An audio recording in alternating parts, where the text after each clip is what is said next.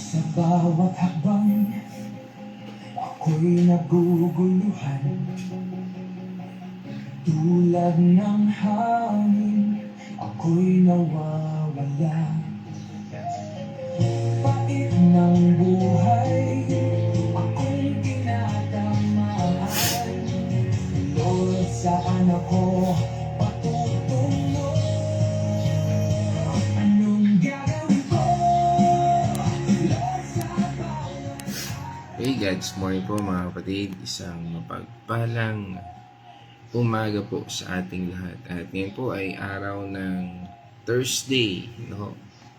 At sa araw pong ito, ngayon po ay July 16, 2026, ay muli tayo ay tutungo sa ating daily devotion.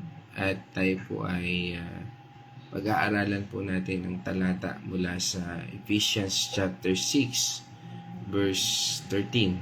At ito po ay pamagatan nating prepared for every battle, standing in victory.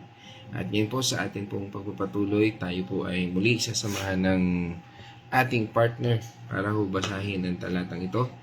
At pangunahan po tayo sa pananalangin. God's morning mga kapatid. Tayo po ay babasa sa mga taga-Efeso 6 verse 13. Kaya't isuot ninyo ang kasuotang pandigma na mula sa Diyos.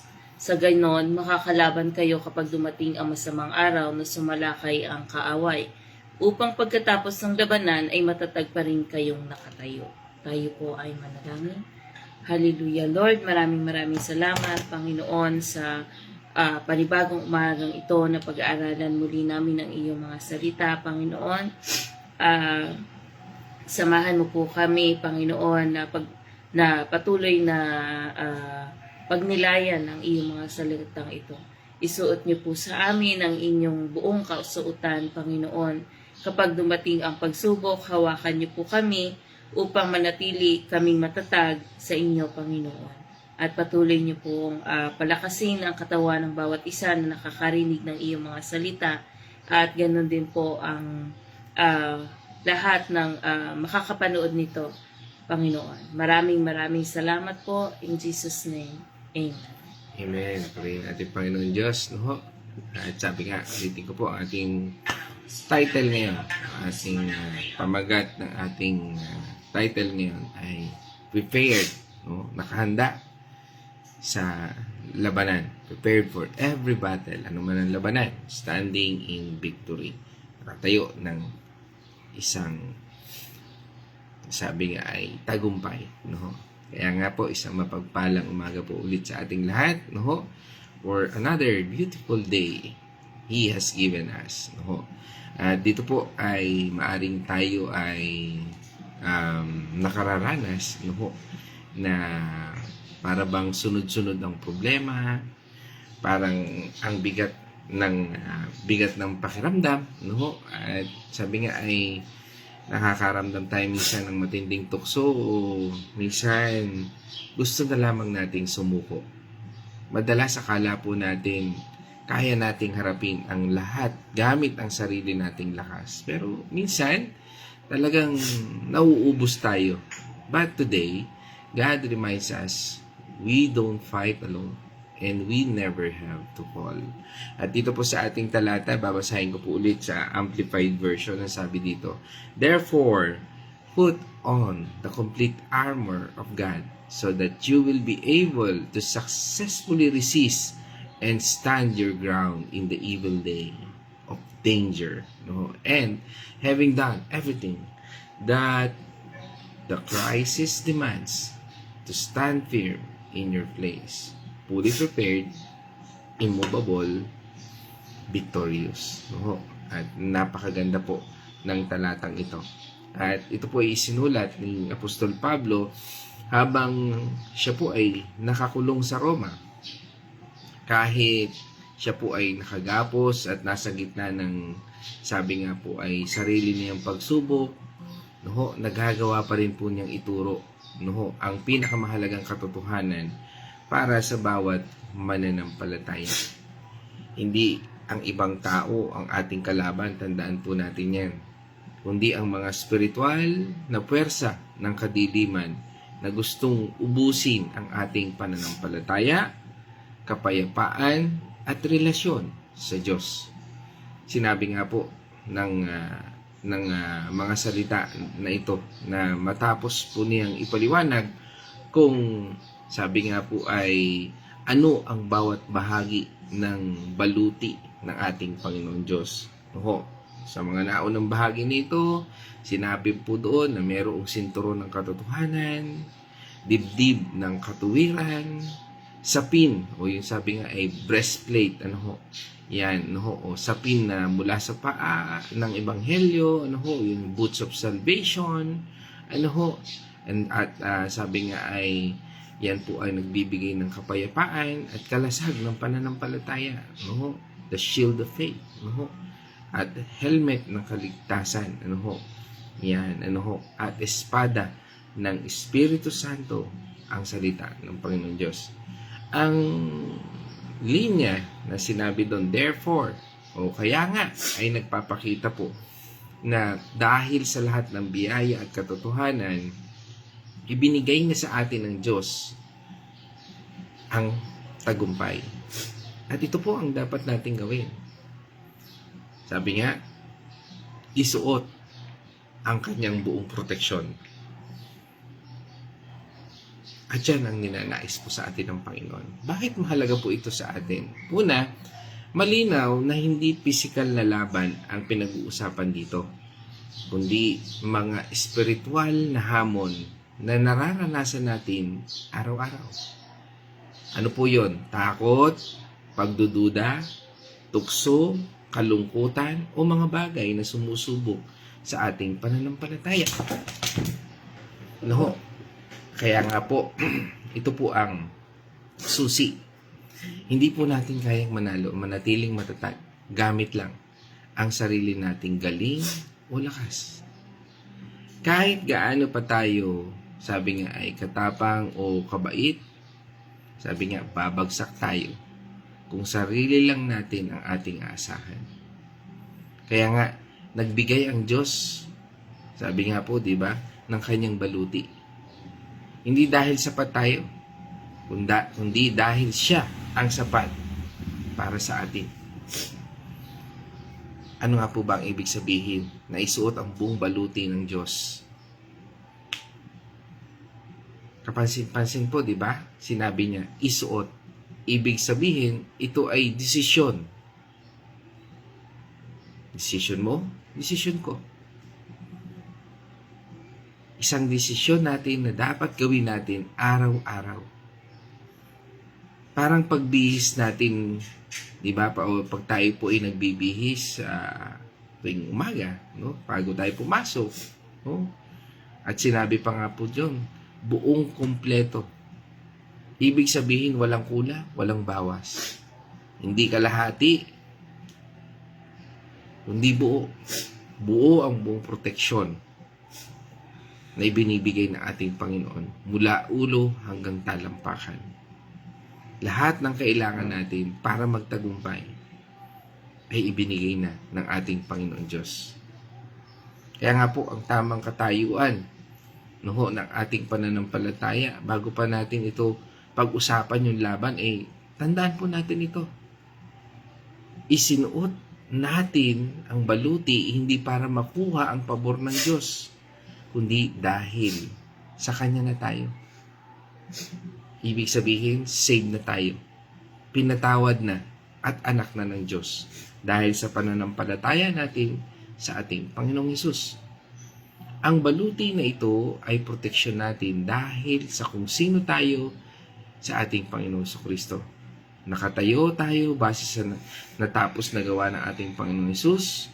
Sa krus, panalo na siya noon pa. Hindi tayo lumalaban para manalo. Lumalaban tayo dahil panalo na tayo. Sabi nga po ng isang quote, we do not fight to obtain victory. We stand firm in the victory already won by Jesus. Ang tinatayo na po natin ay yung tagumpay ng ating Panginoong Kristo 2,000 years ago. Kaya nga dito sa ating talata, sabi doon sa unang bahagi, upang kayo ay makalaban at makatayo ng matatag sa araw ng kapighatian. Sabi nga po doon, labanan at tumanggi. Ibig sabihin, humindi tayo sa kasamaan. Hindi tayo nagpapadaig. Sabi nga sa atin ng James chapter 4 verse 7, di ba? Ano po sabi doon? Kaya nga pasakop kayo sa kapangyarihan ng Diyos, labanan ninyo ang dyablo at lalayuan kayo nito. Yon, sabi po doon, resist the devil and he will flee from you. Pero, magagawa lamang po natin ito ng matagumpay kung suot natin ang baluti ng Diyos. Kung nandyan po sa atin ang helmet ng salvation, ang breastplate ng katotohanan, ang belt of truth, no? Ang shield of faith, ang sword, ang boots of salvation, ayan, ano? The gospel. Nandito po lahat yan.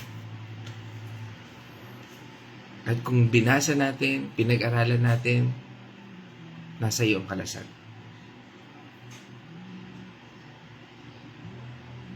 At siguradong handa ka sa araw ng kapighatian. Ano nga po ba itong araw ng kapighatian na sinasabi dito? Hindi lang ito tungkol sa malaking problema, kundi kasama dito ang panahon ng pagsubok, pressure, na umaatake sa ating pananampalataya. Darating man ang araw na iyon, umaaring nandyan ka sa sitwasyong yan ngayon, kung nasa iyo ang salita ng Panginoon Diyos, ang baluting ito, ibig sabihin, handa tayo. Kaya nga sabi doon sa sumunod na lata, at kapag nagawa ninyo ang lahat ng inyong dapat gawin, kayo ay mananatiling matatag. Ano ba yung mga pinagawa sa iyo ng Panginoon ngayong mga araw na ito, mga nagdaang araw? Sigurado ba na yan ay pinagawa sa iyo ng Panginoon? Dahil napakalakas po ng ating Panginoon Diyos. At yung mensahe ito ay nagpapatunay ng kanyang lakas. Minsan, di ba, nagtatanong tayo, Lord, nagpray na ako eh. Nagbasa na ng salita ng salita mo. Ginawa ko na ang lahat na makakaya ko. Ano pa ang gagawin ko? And that's a question mark again. Kaya nga po sinasabi ng Diyos, kapag nagawa mo na ang lahat ng iniuutos ko, sabi ng Panginoon, tumayo ka lang. Stand firm. Kaya nga, sa buhay natin, wag po tayong matakot na gawin ang kalooban ng Panginoon Diyos. Kung yan ay pinagagawa sa ng ating Panginoon Diyos, di ba lahat ng sitwasyon, meron naman tayong desisyon. Di ba? Pipiliin natin umupo, tumayo, pipiliin natin humindi o mag-oo. Lahat po yan ay desisyon. Pero nakaayon ba yan sa kalooban ng Diyos? Dahil marami po ang nagsisimula pero tumatakbo lang. Tama? Biglang nawawala ang bigla, parang bula. Parang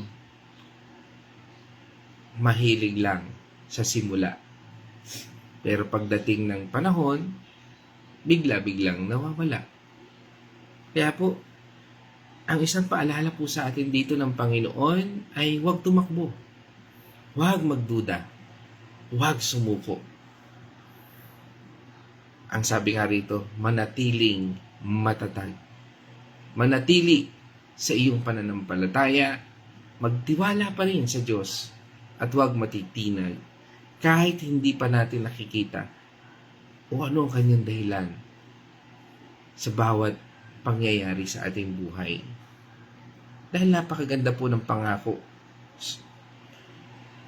ng ating Panginoon. Dito nga po sa last part ng ating scripture. Sabi niya dito, manatiling matatag, handa na, hindi na matitinag at nagtatagumpay. Sa buhay nating ito, maaring kumisan hindi natin maintindihan. Minsan parang susuko na tayo. Pero yan ang nagbibigay sa atin ng tatag. Kaya nga sabi sa atin ng 2 Corinthians chapter 2 verse 14. Ngunit salamat sa Diyos at lagi niya kami sinasama sa parada ng tagumpay ni Kristo dahil sa aming pakikipag-isa sa Kanya at sa pamamagitan namin ay pinalalaganap ng Diyos sa lahat ng dako ang mabangong halimuyak ng pagkilala sa Kanya. Amen. Ano ho? Sabi doon, but thanks be to God who always lead us in triumph in Christ.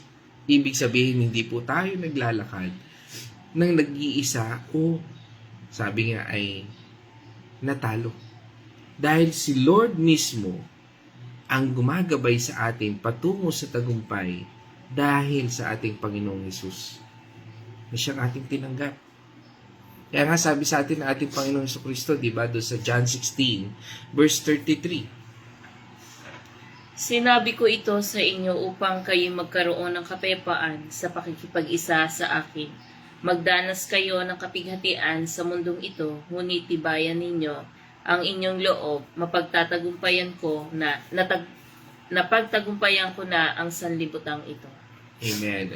I have told you these things so that in me, sabi ng ating Panginoon Jesucristo, you may have perfect peace. Uy, kapansin-pansin, Ano po yun? Kapayapaan. Di ba pag payapa ka, relax ka, di ba? Kahit na nagkakagulo yung paligid mo, iba yun. Ibig sabihin, di ba? May plano ito. Ibig sabihin, alam nito ang ginagawa nito. Pero dito, sabi nga, totoo may mga pagsubok sa mundo, pero huwag tayong matakot. Dahil lahat ng yan, pinagtagumpayan ng ating Panginoong Sus.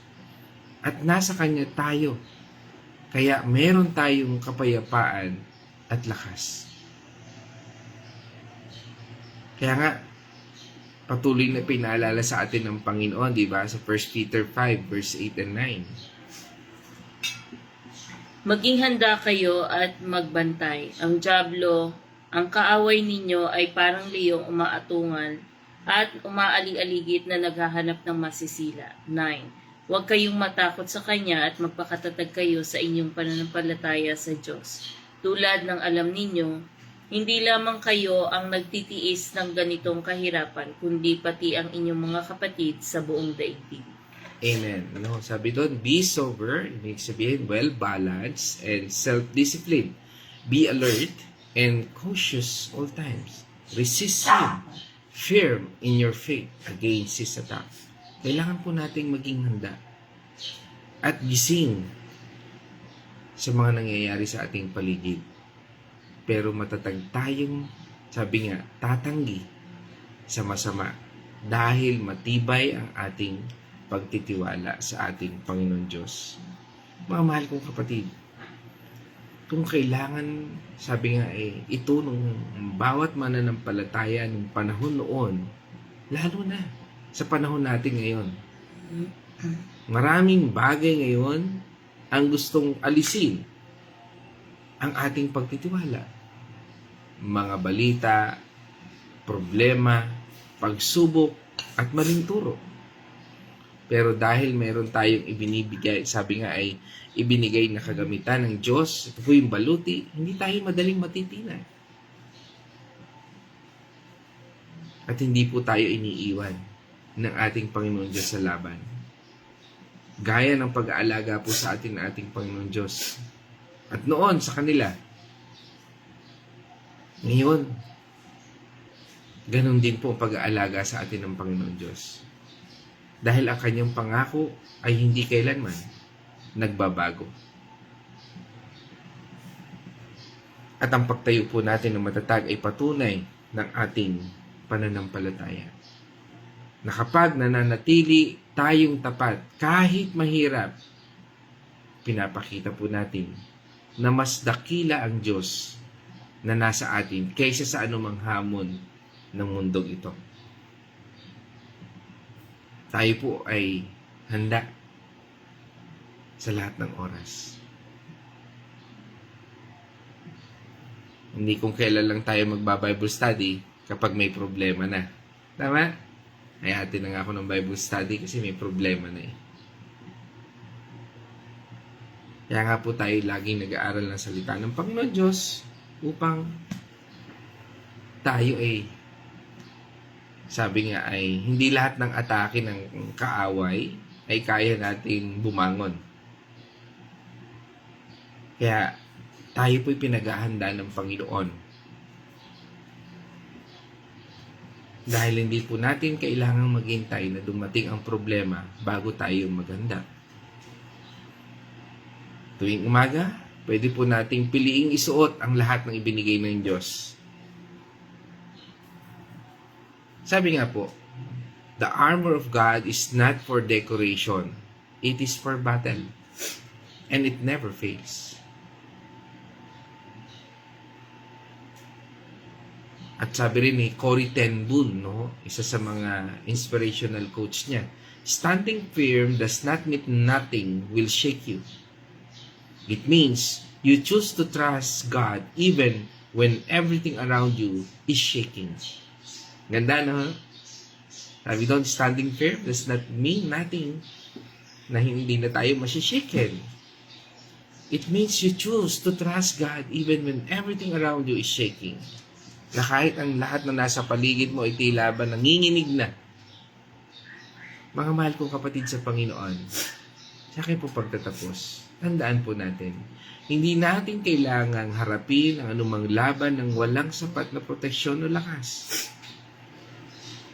Dahil binigay ng Diyos ang lahat ng kailangan natin para magtagumpay. Hindi dahil sa kung sino tayo, kundi dahil sa kung sino siya. At sa gawa ng ating Panginoong Hesus na napalalunan natin sa krus o napalalunan ng ating Panginoon Diyos na napagtagumpayan ng ating Panginoong Jesucristo. Kahit anong dumating sa araw na ito o sa mga susunod pang araw, piliin po nating isuot ang kanyang baluti. Kapag nagawa natin ang lahat ng ating makakaya, huwag tayong matakot na tumayo ng matatag. Dahil kasama natin ang Diyos na hindi natutulog at siguradong siya ang magdadala sa atin sa ganap na tagumpay. Mga mahal ko kapatid, pagpalain po tayo ng ating Panginoon Diyos at purihin po ang ating Panginoon Diyos. Ngayon naman, tayo po itutungo sa Wednesday Reflection. God's morning, mga kapatid. Dito po sa ating pinag-aralan ngayong umagang ito, nais pong ipaalam sa atin na hindi natin kaya ang laban na mag-isa. Ang ating kalaban ay hindi tao, kundi mga puwersa ng espiritual na nagnanais tayong asirain, nagnanais tayong humina, matakot, lumayo. Ayan, wala. Sorry.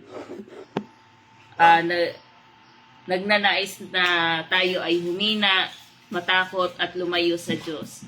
Kaya ibinigay niya ang kanyang buong proteksyon, ang kasuotang pandigma ng Diyos.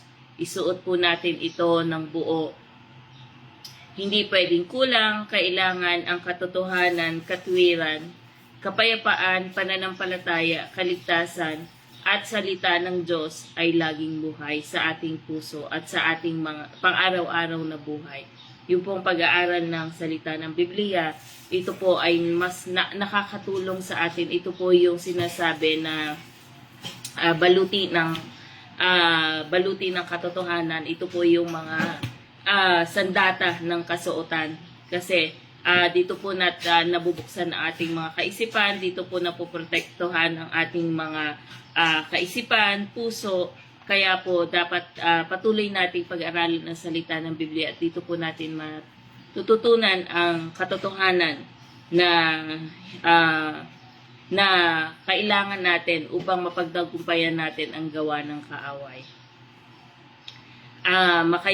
Dito rin po tinuturo na makakayanan natin ang araw-araw na pagsubok. Kapag po dumating ang pagsubok, pagkabalik sa tukso o problema, meron tayong sandata na mula sa ating Panginoon.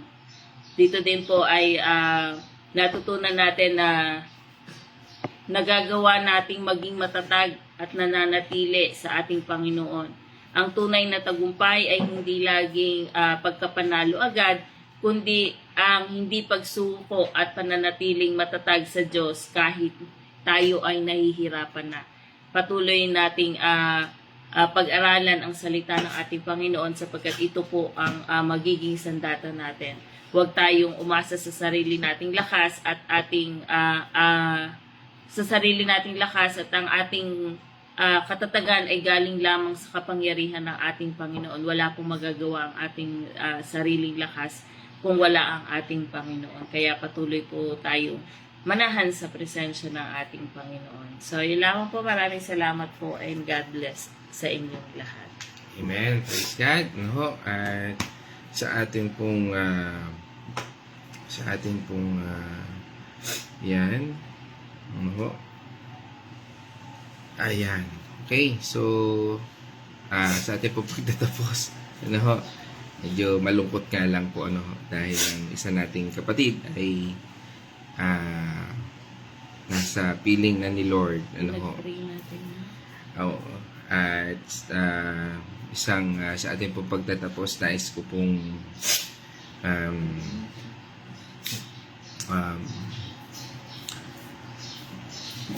makiramay, no, sa family Perez, no, sa pamilya po ni Sister Grace, no, Perez Biray, no, at nakikiramay po ang buong Purpose Build Life, no, sa pagpanaw ni Sister Rebecca Perez, no, at alam natin na ang Diyos ang siyang nagtatakda ng lahat ng panahon. At ganun pa man, no, sa ating pong pagtatapos, tayo po ay mananalangin. Let's all pray. O manaming Diyos na makapangyarihan, kami po ay nagpapasalamat sa umagang ito. Sa araw po na pinagkaloob mo, Panginoon, ang baluting ito, ay ito po ay nagbibigay, Panginoon, ng assurance na ang lahat ng bagay ay napagtagumpayan mo na.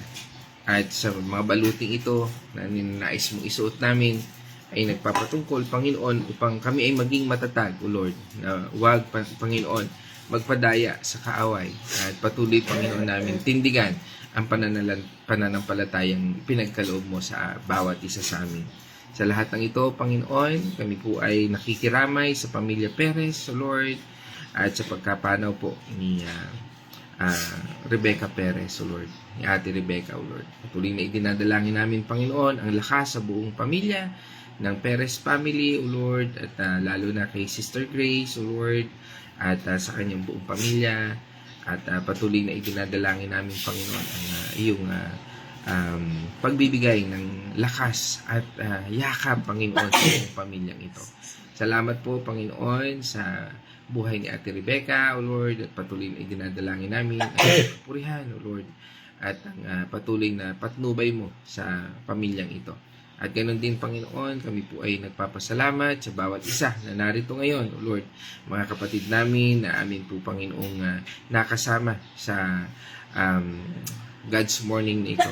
At patuloy po namin idinadalangin din ang bawat isa na narito ngayon, O Lord, upang patuloy niyong bigyan ng gabay, lakas at patnubay. At sa lahat ng ito, Panginoon, patuloy din namin idinadalangin ang patuloy na kagalingan, O Lord, ni Nanay Marilyn Gabaleno, ganun din, Panginoon, si Neil Mercado, ang aking cousin, O Lord, patuloy na ingatan mo po sila, O Lord. At salamat sa lahat ng ito at patuloy po kaming nagpapasalamat sa iyong gabay at patnubay sa bawat isa sa amin. At ito po ay aming dalangin sa pangalan ng aming Panginoon at sa pangalan ng Ama, ng Anak at ng Banal na Espiritu. And this I pray in the name of our Lord Jesus Christ. Amen and amen. Mga kapatid, no?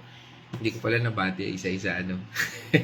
Okay. Ganun pa man, mga kapatid, isang mapagpalang umaga sa ating lahat. At hanggang sa muli, sa araw po ng bukas, nawa tayo po ay napagpala ng Panginoon sa ating lahat. At salamat po sa bawat isa na nakasama natin ngayon sa araw na ito. At purihin po ang ating Panginoon Diyos. At nawa tayo po ay napagpala ng salitang ito at sa ating pagtatapos, let us shout the shout of victory. Christ has died. Christ has died. Christ has risen. Christ has risen. Christ will come again. Christ will come again. And together, And together we are for Christ. Again, God's morning, everyone.